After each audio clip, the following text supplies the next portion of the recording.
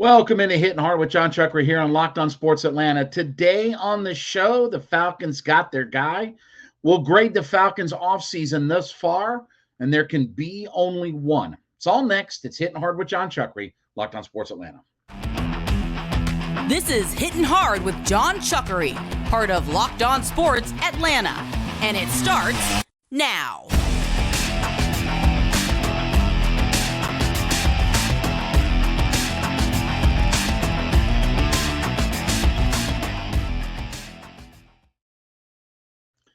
Hittin Hard is brought to you by FanDuel Sportsbook, the official sportsbook of Locked On. Make every moment more. Visit FanDuel.com/LockedOn today to get started. We ask you to head over to YouTube.com, put Locked On Sports Atlanta into your search browser. When you get to that page, hit that subscribe button. You can also leave us a comment there. We are free and available to download on all of your favorite podcast platforms, including Spotify, Odyssey, Apple Podcasts, wherever you get your favorites. Roku and Amazon Fire is two additional ways that you can catch us, and then give me a follow on my personal Twitter page. That would be at JMCH316. So the Falcons got their guy yesterday, and look, I think a lot of us thought that this move would happen, and that is re-signing Kaleb McGary. So I really like this deal for two reasons, okay? Number one, we said on the show, not overpaying. You know, the fifth-year option would have been $13 million. His non-exclusive tag is $16.6. His exclusive would have been $18.3. So not overpaying for Kaleb McGary. Well, you got him for 3 years at $34.5 million.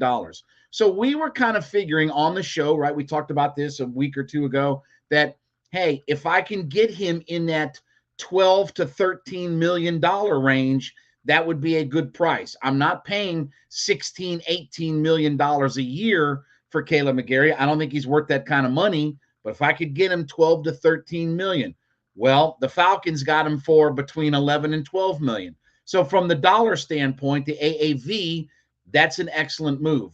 But then we also said, and we talked about this a week, 2, 3, 4, 5, 8, 12 weeks ago, that while I want to commit to Kaleb McGary and I want to sign him to a deal, I don't want to lock him up for 5, 6 years or something crazy.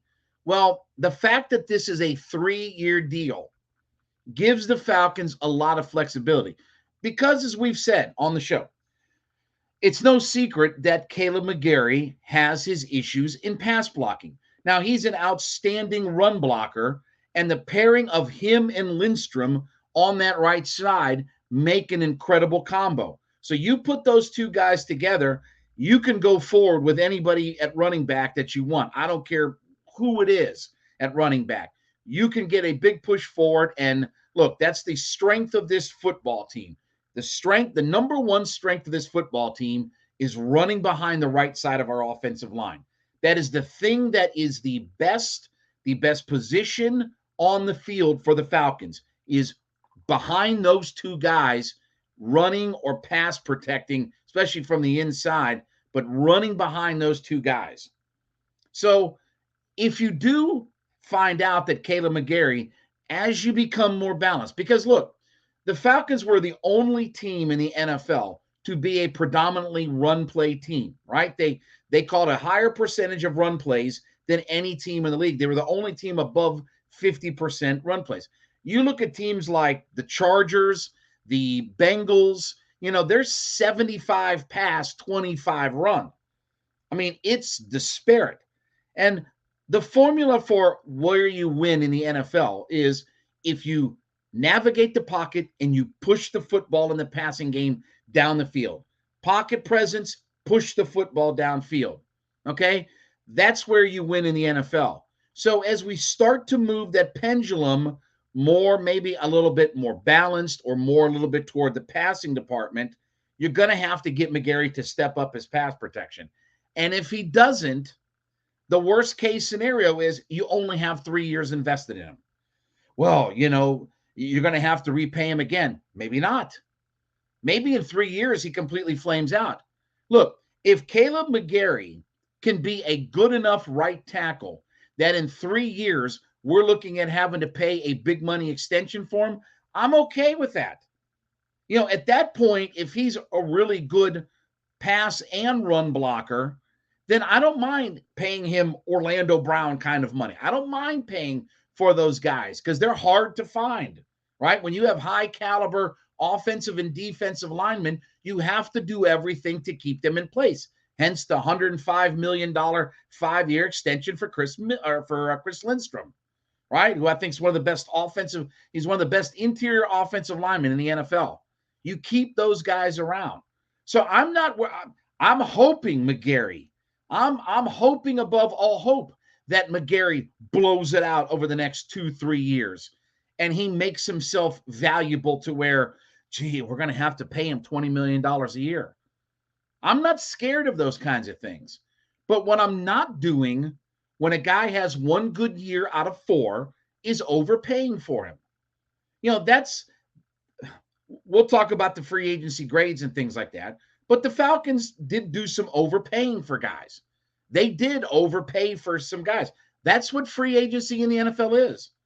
You overpay for talent, not based upon what they're going to do in the future, but based upon what they've done in the past.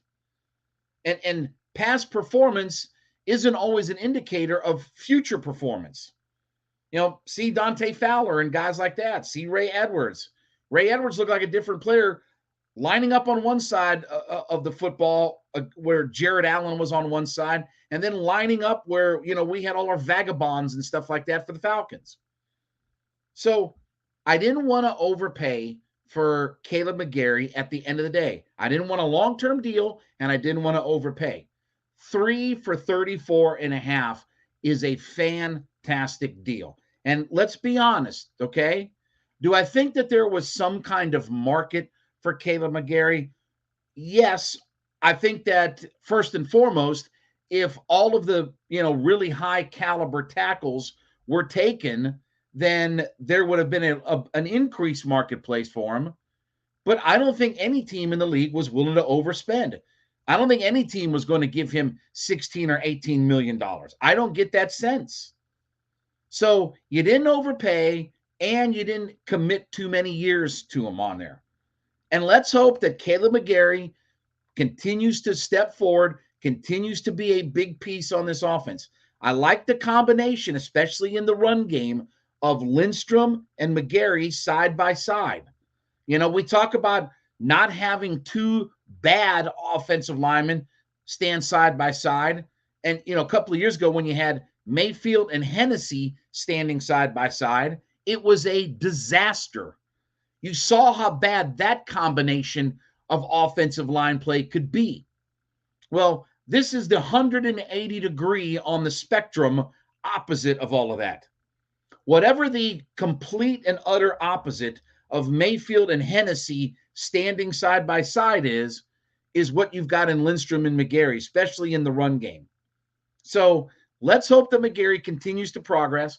Let's hope he continues to grow in the passing game as we become maybe a more balanced to maybe slightly pass heavier offense. Because again, we have all of these guys drafted in the, top 8, 4, 10, whatever, pass catching guys. At some point, we got to start using them, right? At some point that they've got to, prove their value. And we've talked about Pitts has got to be, that 1,310 touchdown type of guy that Travis Kelce and all that is. So eventually we're going to have to pass protect. And I hope McGary can grow, and I hope he comes off this season, improving every day and being those stalwart. If we can get that right side of that line completely from the run and pass perspective fixed, we're in really good shape. So I love the McGary deal. I love the money. I love the years. And this is one of those times that the Falcons didn't overpay. All right, let's talk about our friends over at FanDuel. Listen, FanDuel is America's #1 sports book. And when you go to FanDuel.com and sign up, you can claim your no-sweat first bet where you can win as much as $1,000 in bonus bets if your first bet doesn't win. Now, download the FanDuel Sportsbook app. It's safe, secure, super easy to use. You can bet on everything from money lines to props to point scores, everything in between. So go to FanDuel.com today. And by the way, too, you can combine your plays for a chance at a bigger payout with the same game parlay. But go to FanDuel.com/lockedon. FanDuel.com/LOCKEDON and claim your no sweat first bet where you can get as much as $1,000 in bonus bets if your first bet doesn't win. That's FanDuel.com/lockedon. FanDuel.com/LOCKEDON. Make every moment more with FanDuel, the official sportsbook betting partner of the NBA. So looking at giving a grade, because listen, it's mandatory that we give grades in preseason and postseason and grades for the season overall, right? Like it's one of those sports talk types of things that we do. I think when you look at the totality of the moves, that I'm going to give the Falcons a B+ grade, okay? I think that their number one is the guys re-signing, extending Lindstrom, Kaleb McGary in the mix, Keith Smith, right? Bradley Pinion. Like those are all good signings to bring those guys back.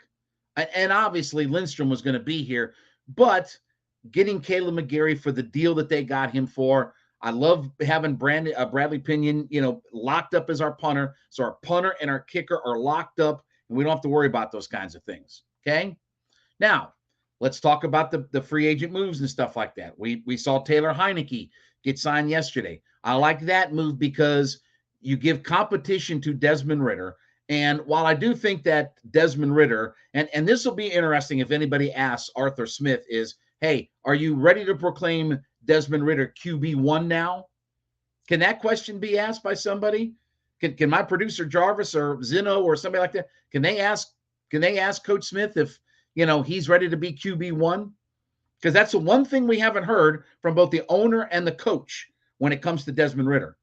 So with Heinicke in the fold, you feel like that if they have to play Heinicke because Desmond Ridder gets hurt or something like that, you're not falling off a cliff. All right, Heinicke was 5-3-1 last year. So you don't feel like you're falling off a cliff if it's a Chad Henne or, a Baker Mayfield or somebody like that. You don't feel like you're going to completely fall off a cliff. So I like all of that. As far as the free agents go, right? Ellis is the real wild card because he's had one good season out of 4. And he's been basically a backup, okay? He got a chance to play more in this 1 year last year, and he had 7 sacks and 11 starts, okay? But he's going to be the wild card as to whether or not he can match that production. Because you know what his other 3 years were? They were 1 sack total. So he's got 8 career sacks, and 7 of them came in 1 year. And just for craps and giggles, he's older than Myles Garrett, okay? How many sacks has Myles Garrett got? About 1,000? So he's a real wild card as far as what his production can be. And maybe that with the style of defense that they play, maybe he's going to be more of an edge player. We'll see what ends up happening. But if he can match his production from last year, then that's a really good pickup for the Falcons. Onyemata, listen, I like that signing. I wanted, obviously, Javon Hargrave, and I've gotten into all kinds of Twitter arguments with people about, with Javon Hargrave, okay, he's a game wrecker now. He's got 18.5 sacks the last 2 years, okay? Forget what he did in Pittsburgh. Right now, he's a game wrecker. Well, he played with a lot of good guys. I don't care. Don't we want to have a lot of those guys? Don't we want to have a lot of guys? But anyway, so I like Onyemata. I think that he is a really solid pickup, and he's got some pass rush ability. And listen, if you can have Grady and Onyemata, and they can come up with 10 to 12 sacks, again, we talk about how do we get to 40 sacks, okay? How do we get to 40 sacks? How are we going to get ourselves to 40? Okay, well, if I can get, 10 or 12 from that interior, I can have Abikady step up. I can have this, right?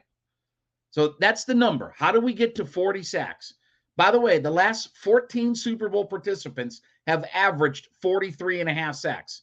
So not just the winners, but the runner-up for the Super Bowl, the last 14 Super Bowl participants have averaged 43.5 sacks.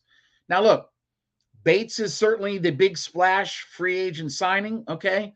Again, I like the guy. I am not as enamored about the position when we've dumped the bulk of our free agent money in a guy that doesn't sack the quarterback. And by the way, and I've joked about this, how many sacks are you going to get? Well, last year he had none and he had one quarterback hit. And I say that just because we needed to upgrade in safety. Okay. But again, you still haven't completely fixed the things that you're deficient at. When people come to me about this, well, why haven't we won in 5 years? You haven't won in 5 years because you don't do the things that a winning organization does. That's why you haven't won in 5 years, because you're not great at quarterback, not great offensive line, not great defensive line.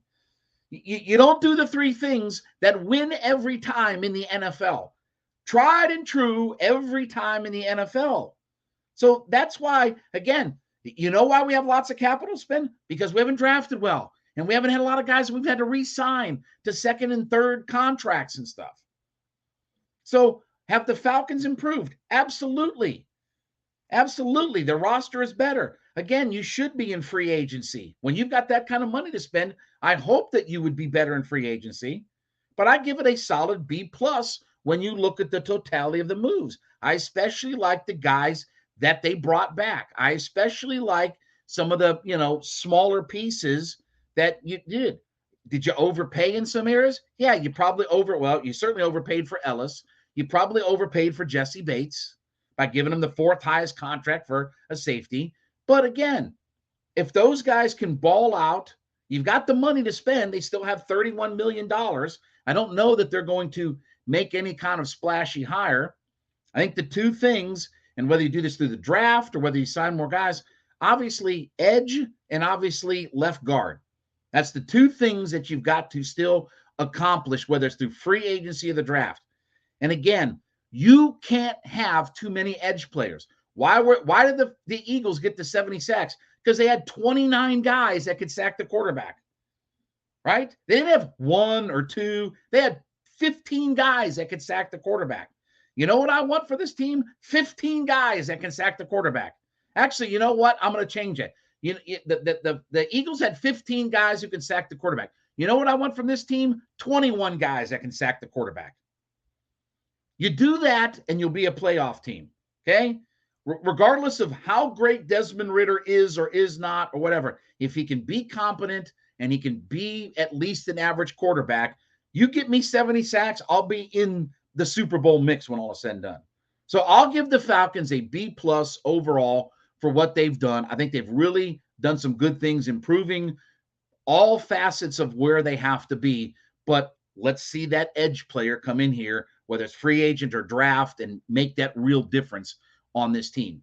All right, let's talk about our friends over at Built Bar. Listen, we're all trying to get a little healthier, right? New me, new year. We're trying to eat better and clean up our diet and all those kinds of things. So if you like to snack and you're looking for a boost, whether you're going for a workout or whatever like that, Built Bar's got you covered. So you're looking low carb, low sugar, low calorie. Built Bar's got it where 130 calories, 4 grams of sugar, but 17 grams of protein. And so whether you go the traditional just protein bar route or you get the protein-infused marshmallow puffs, you have lots of different options to you. So go to Built.com today, check out their wide selection and wide menu of products, or now you can go to the pharmacy section of Walmart, pick you up a box of Built Bars there, or now you can also head to Sam's Club and pick you up a box of Built Bars. So whether you want to go the brick and mortar route or whether you want to go online, you can get your box of Built Bars today. Check them out, Built.com, Walmart, or Sam's Club. So the saying from the, what was the movie? The Highlander, okay, is there can be only one. Well, now that we have right tackle figured out, now that we have safety figured out, okay, can I tell you there's only one position to draft, and that's defensive edge. I mean, that has to be the primary focus. Now, again, and I've broken this down. I believe I've done it here on the podcast. I know I've done it on radio, but I think I've done it here on the podcast as well, okay? Of the NFL active sack leaders, okay? The NFL active sack leaders. So all of the top guys who have the most career sacks that are playing in the league, okay? Of the top 10, 70% have been drafted in the first round. Of the top 20, 70% were drafted in the first round. Let's see. The top 25. Oh, yeah. 70% were drafted in the first round. So you want high impact, high caliber, the guys that all lead the league and again, well, this fifth round guy, okay, of the top 25 active sack leaders, there's 2 second rounders and 2 fifth rounders in that mix. 70% come from the first round. So, yeah, there are all kinds of corners, Gonzalez and Joey Porter Jr. and, Devin Witherspoon and all these guys. There's Bijan Robinson and all these guys. There's Paris Johnson and, Skoronski and all these guys. The only position to draft, and I'll say this because that I don't think now with the Panthers moving up to number 1, I think they're taking Stroud all the way. And that means Stroud and Bryce Young will be the first 2 picks of the draft. I don't think that, again, I know there's rumors about the Carolina moved up to number 1 and they're going to trade back down. I don't think that there's any chance that they don't use that number 1 pick, most likely on CJ Stroud. That's the guy Frank Reich is looking at. And again, Tepper, Frank Reich, they've got to try to get on the same page. But I definitely think that there's no chance that Stroud falls to 8. If he falls to 8, they're going to have a little bit of a conversation there. But it has to be your edge player. It has to be your edge rusher. All of the guys that are high caliber. Listen, I'll say it like this. If I could tell you from right now, today, for the rest of your life, every decision that you make, whether it's what to eat for dinner, whether it's your long-term future planning for retirement, if every decision you could make has a 70% chance for success, would you do it? Okay, so that's why you draft a guy in the first round. You don't monkey around with seconds and thirds and fifths and undrafted free agents. There is that random guy that rises up and comes out of nowhere, okay? But if you want all of the top guys, you take that 8th pick and whatever it is, Tyree Wilson, Miles Murphy, whatever that player is going to be, Lucas Van Ness, if you decide to go that route, whatever that player is, you draft edge in your first round. And again, the active sack leaders, it's 70% come from that first round. Because it's such a premium thing to do that you invest high draft capital. You don't monkey around with other picks. Listen, I'm hoping beyond all hope that Ebiketie can step it up, that he can get us more than 2.5 sacks this year. I need him to be 4 times that amount, at least 3 times that amount, if not 4. So 7.5 to 10 sacks is what I need out of Ebiketie. I think he can get there, but most likely 7 or 8 sacks probably is not going to lead the league, unless every player on the field dies and you don't have anybody else. But you take that pick and you invest high draft capital into your edge player, because until we're gonna run through the numbers and we'll break this all down until we can figure out a way to get to a minimum 38 sacks. Okay, and what is it? I think 70% of the playoff teams since 2016 are 38 or more sacks. Right? There's all of these. They're not just random coincidence, happenstance, just luck of the draw types of things. You either sack the quarterback in the NFL or you're on the outside looking in and you're knocking on the window saying, hey, when can we be invited to the party? When can we get invited? It's not random happenstance or coincidence that the last 14 Super Bowl participants are 43.5 sacks. It's not random coincidence that Of the top 25 active sack leaders, 70% are in the first round. It's not random happenstance and coincidence that 70% of the playoff teams are 38 or more sacks. These things are all like just not random in the universe types of trends. That's the way that you have to go about it. All the teams that are in Super Bowl contention, not just, well, we're lucky to make the playoffs kind of contention. All the really high caliber organizations are really good at quarterback, really good at their offensive line, and really good on their defensive line. Not one or two, they are really good at all three of those things. This is why, again, I say that the San Francisco 49ers have been to 5 of the last 10 conference championship games with 3 different quarterbacks and 2 different head coaches. Why? Because they're the best line of scrimmage organization in the NFL. Oh, who'd they sign? Oh, yeah, Javon Hargrave. Oh, okay. All right. Think he's going to do well there with Bosa and Varner and, okay, anyway, and Armstead and all those guys. Okay. So you want to be good, get us an edge player in the first round and find us a way to get to 40 sacks. There can be only one position because I don't think, short of CJ Stroud, with the miracle of all miracles falling to number 8 for the Falcons, it has to be edge all day long at the 8th pick. All right, well, thank you so much for making Hittin' Hard with Jon Chuckery your first listen. Make sure you make Locked On Sports Today your second listen. Biggest stories of the day, instant reaction, big game recaps, and the take of the day available Odyssey, Spotify, YouTube, wherever you get all of your podcasts from. We ask you to head over to youtube.com, put Locked On Sports Atlanta into your search browser. When you get there, make sure you hit that subscribe button as we're growing towards 6,000 folks on our YouTube page. Be a part of our community. Leave us a message. You can also find us on all of your favorite podcast platforms, Odyssey, Spotify, Apple Podcasts, or anywhere you get your favorites from. Roku and Amazon Fire are 2 additional ways to check out all of our content. And then give me a follow at JMCH316 on my personal Twitter page. Back with you tomorrow. This has been Hittin' Hard with Jon Chuckery, Locked On Sports Atlanta.